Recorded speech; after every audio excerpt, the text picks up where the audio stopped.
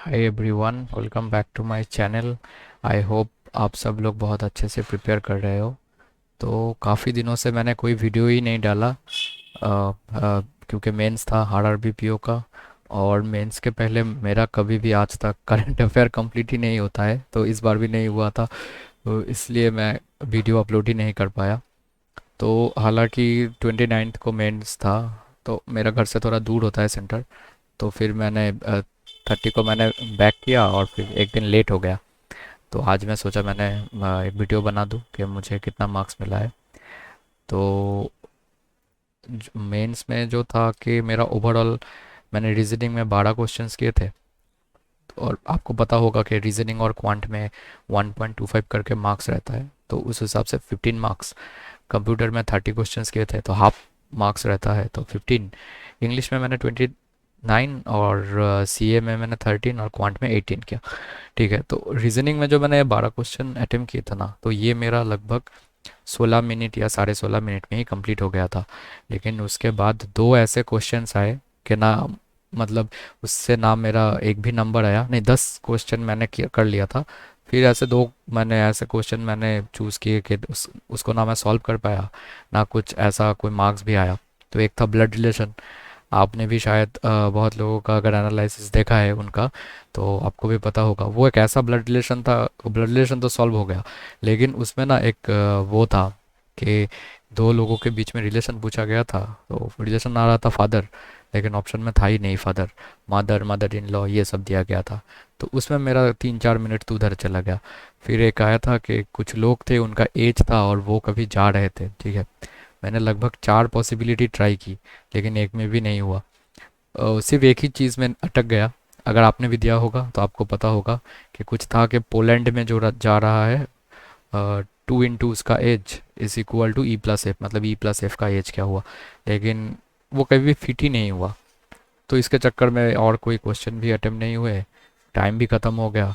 तो सिर्फ 12 ही हुए। कंप्यूटर में मैंने 30 किया है। आई होप मैंने मतलब बहुत ज़्यादा कुछ गलत नहीं कर दिया, ऐसा नहीं तुक्का मार दिया। मतलब कुछ तो पता थे और कुछ तो लग रहा था कि वही होगा। जैसे एक पेरेंटल कंट्रोल के ऊपर आ गया था। एज सच तो मैंने उसे कभी नहीं पढ़ा था, लेकिन जितना मुझे समझ में आया। इंग्लिश काफ़ी आसान था, तो सबका अच्छा ही हुआ था इंग्लिश में। हालांकि मुझसे काफ़ी बेहतर हुआ था, क्योंकि मैंने जितने भी लोगों से बात की वो 34-37 तक करके आए थे। मेरा 29 ही हुआ, और ज़्यादा मैं उसके बाद उसमें तुक्का लगाने नहीं गया। मतलब फिर क्या ही फ़ायदा गलत हो जाने से, तो मैंने 29 ही रखा। आई होप ज़्यादा गलत ना हो, इसमें ठीक ठाक ही हो। सीए में मेरा कभी भी अच्छा नहीं जाता है। ठीक है, तो 13 क्वेश्चन मैंने अटेम्प्ट किया, और 13 ऐसा था कि जो मैंने पढ़ के गया था या मतलब कहीं वीडियो पे देखा था, तो उसमें से ही थे। हालांकि एक क्वेश्चन तो मुझे ऑलरेडी पता है कि वो गलत हो गया।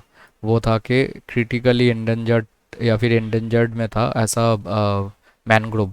तो मैंने वेस्ट बंगाल देखे आया, लेकिन फिर बाद में पता चला कि वो तमिलनाडु होगा। तो वो तो गलत हो गया। और ऐसे 3 क्वेश्चन थे जो मैं पढ़ के गया था। लेकिन उधर पे क्या था पता है, आपका क्वेश्चन का साइज इतना बड़ा होता है कि मान लीजिए इतना बड़ा एक पैसेज दे दिया गया है क्वेश्चन का, उसमें क्वेश्चन है ही नहीं, वो सिर्फ स्टेटमेंट ही लिख के देते हैं। फिर बाद में छोटा सा कहीं पे क्वेश्चन था, एक था ना ब्लू ओरिजिन करके, उसका आंसर मुझे पता था। मतलब एक क्वेश्चन था, उसमें एक एस्ट्रोनॉट का नाम दिया गया, गोपी समथिंग नाम था उसका।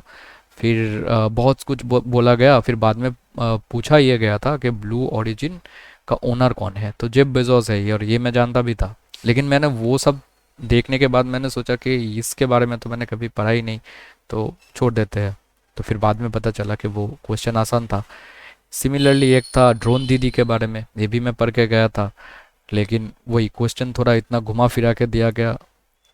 मतलब क्वेश्चन का जो स्टेटमेंट था वो काफ़ी बड़ा था। ठीक है, आंसर्स तो एकदम सिंगल वर्ड या मतलब बहुत छोटे छोटे थे, लेकिन क्वेश्चन फालतू में ही बहुत बड़ा चढ़ा कर दिया गया था। ठीक है, तो इसमें थोड़ा टाइम भी चला गया, और क्वेश्चन में पूरा समझ भी नहीं पाया। तो इसके लिए वो चला गया। और थर्ड एक था बल्क डिपॉजिट लिमिट, ये था, ये भी मैंने पढ़ के गया था। ठीक है, आपने भी अगर ये शायद मई या जून मंथ का ही है, जून मंथ का है मोस्ट प्रोबेबली, या मई मंथ का है। तो ये मतलब सब टीचर ने ही कंप्लीट करवाया था, आप किसी को भी फॉलो करो। लेकिन वो भी मैं फिर क्वेश्चन इतना बड़ा था, मैंने छोड़ दिया फिर। तो हालांकि मैंने 13 तो अटेम्प्ट किए, लेकिन एक तो गलत हो गया, तो 12 अभी है, तो एक का माइनस होगा, तो ऐसा ही कुछ 11 या फिर 11.5 ऐसा कुछ आएगा शायद। I hope so. अभी देखते हैं। क्वांट की अगर मैं ऑनेस्ट बात बोलूँ ना, तो क्वांट मेरे हिसाब से बहुत आसान था, और 18 उस हिसाब से मैंने काफ़ी कम अटेम्प्ट किए। मैंने 4 या 5 मॉक दिए थे मेंस के ऑलिव बोर्ड से एग्ज़ाम के पहले, और सारे मॉक में मैंने on an average 9 to 12 answer किए थे, इससे ज़्यादा मुझसे हो नहीं रहे थे। ठीक है, लेकिन इधर पे मैंने देखा क्वेश्चंस काफ़ी आसान थे, और डीआई जो था, एक था डबल पाई का एक डीआई था, और एक था एक चार्ट दिया गया था उसके नीचे, और एक टेबल था, लेकिन बहुत आसान था। ठीक है। प्रॉब्लम क्या होता है, और ये अगर आपका जैसे कि आगे क्लरिकल का मेंस है, तो उसमें भी आप ध्यान रखना। प्रॉब्लम क्या होता है, जब आप रीजनिंग से स्टार्ट करते हो ना, इसका 40 क्वेश्चन, इसका 40, फिर इसका इसका इतना सब कुछ क्वेश्चंस और आंसर करने के बाद जब आप क्वांट तक आते हो ना, तब कहीं ना कहीं आपका दिमाग और उतना फास्ट काम नहीं करता है। ठीक है। इसमें इसमें शायद मेरे 20-22 हो जाते। ठीक है। सिर्फ एक आया था 18/240, मतलब 240 का कितना परसेंटेज 18 होता है।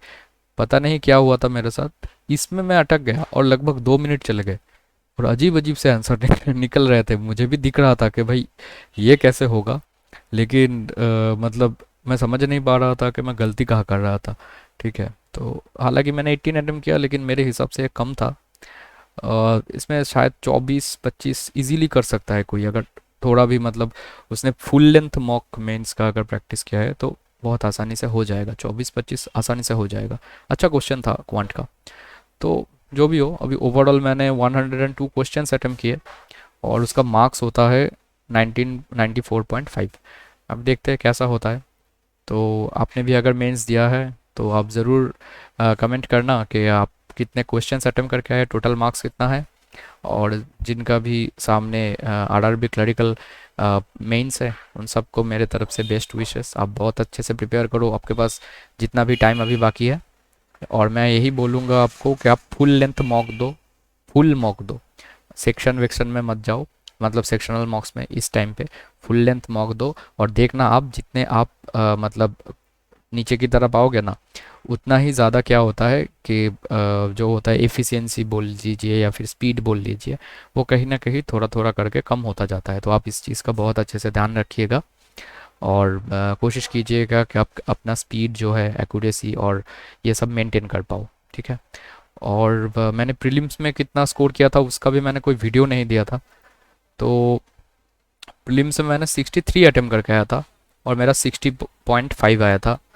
तो उस टाइम पे मैंने कोई वीडियो नहीं बनाया, तो आज मैंने दिखा दिया। तो मैं वेस्ट बंगाल से हूँ।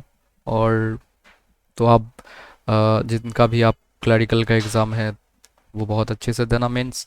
और अगर आपने आरआरबी पीओ मेंस दे के आए हो, तो आप ज़रूर शेयर करना कि आपने कितने मार्क्स के अटेम्प्ट किए, कैसा रहा आपका एग्ज़ाम। और जैसे कि अपने सामने एनआईए सीएल एओ है, फिर आईबीपीएस पीओ भी है, तो उन सब के लिए भी बेस्ट विशेस। तो कमेंट ज़रूर करना। तो आज के लिए इतना ही। चलिए, बाय।